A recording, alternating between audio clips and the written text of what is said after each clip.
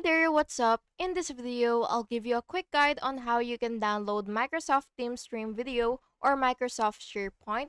So, the first thing that you will have to do is, of course, open your Microsoft SharePoint.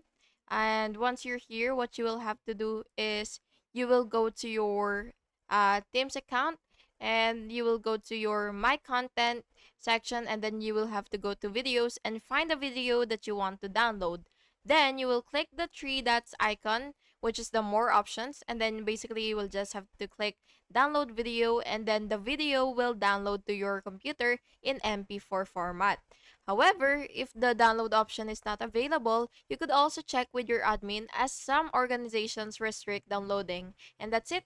You've successfully downloaded your Teams Microsoft SharePoint, and I hope you found this video helpful. And if you did, please make sure to like and subscribe for more videos like this. Thank you and have an awesome day.